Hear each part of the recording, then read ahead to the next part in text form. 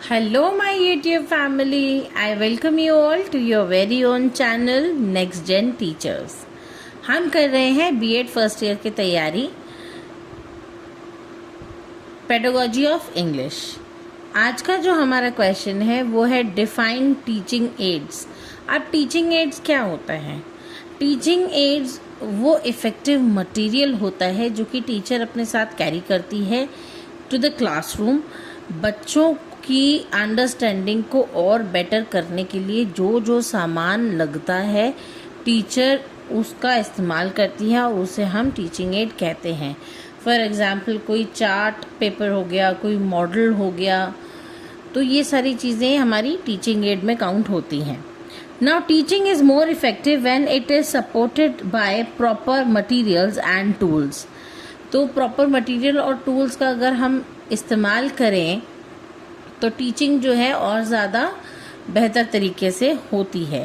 Teaching aids play a significant role in making learning interesting, clear and meaningful. They help in creating a better understanding of concepts among students. तो ये जो teaching add use करती है teacher, इसकी वजह से teaching जो है, लर्निंग की जो प्रोसेस है और ज़्यादा इंटरेस्टिंग हो जाती है, क्लियर हो जाती है और मीनिंगफुल हो जाती है। ये क्या करता है कि कोई भी टीचिंग एड जो होता है वो क्लास के अंदर बच्चों का जो है इंटरेस्ट अपनी तरफ बनाता है और बच्चों की जो अंडरस्टैंडिंग है उसको बहुत बेटर करने में हेल्प करता है और जो कॉन्सेप्ट होता है उसकी क्लैरिटी में भी बच्चों को हेल्प करता है। Now definition of teaching ads. Teaching aids are tools, materials or resources used by a teacher to make teaching more effective, clear and interesting.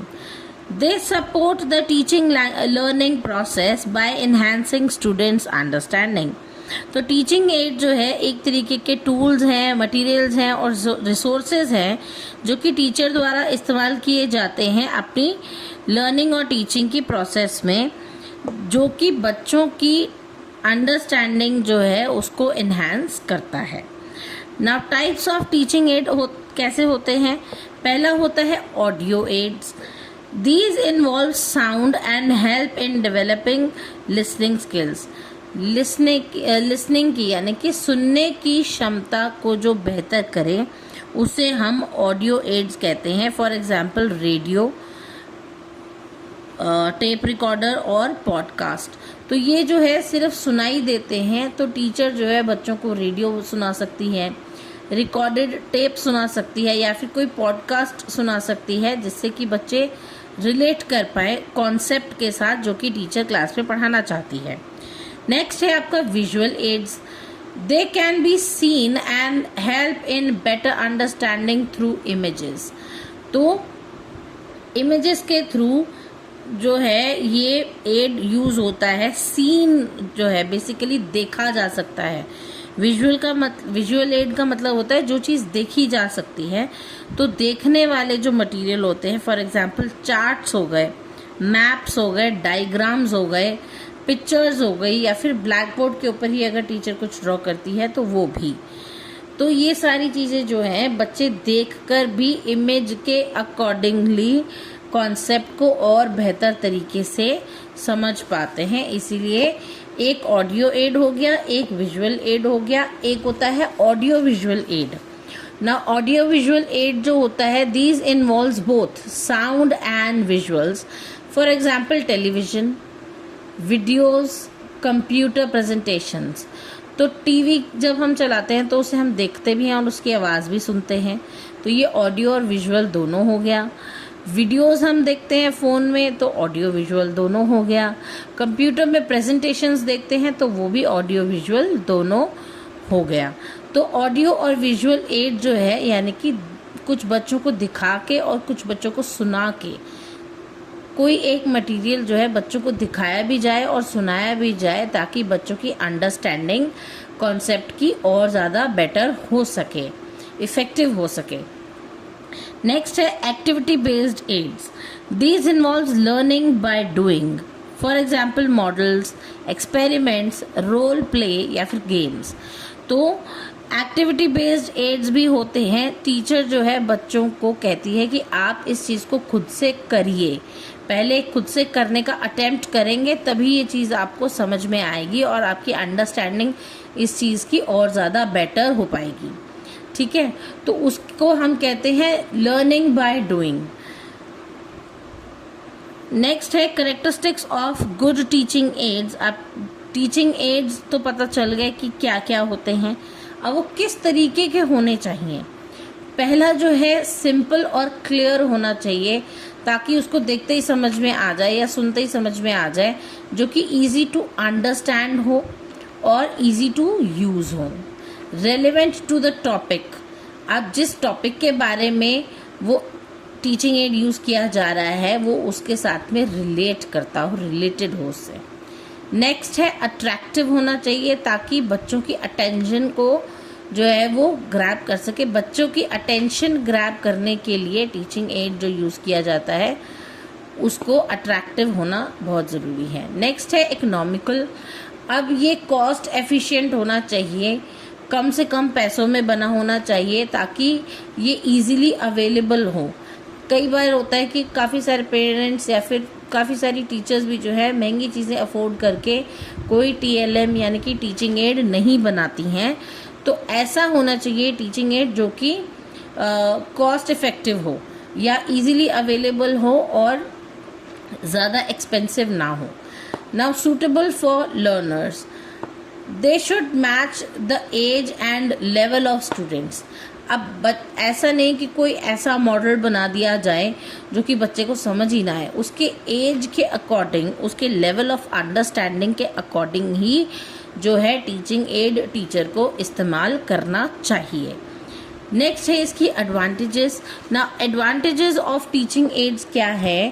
पहला है it makes learning interesting, they break monotony and engage students. तो monotony जो है वो break करते हैं कि बच्चे जो है इंगेजिंग हो जाते हैं, बच्चे पूरा ध्यान जो है अपना उस टीचिंग एड के ऊपर लगाते हैं, जो कि उनकी लर्निंग को और ज़्यादा इंटरेस्टिंग बनाता है। मोनोटनी का मतलब डेली लेक्चर बेस्ड टीचिंग करते करते बच्चे जो है वो बोर भी हो जाते हैं, तो उस चीज़ के लिए एक वो आइस ब्रेकर का काम करता है कि एक तरीके से उस पैटर्न को तोड़ने का काम करता है टीचिंग एड को इस्तेमाल करना। नेक्स्ट है improve understanding, concepts become clearer and easier to grasp. तो जो कॉन्सेप्ट हैं वो और ज़्यादा क्लियर तरीके से समझ आते हैं और इजी तरीके से समझ आते हैं।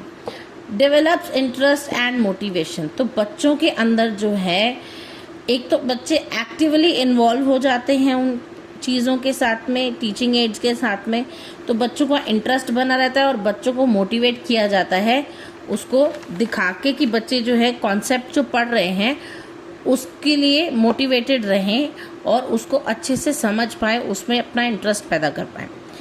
It saves time and effort.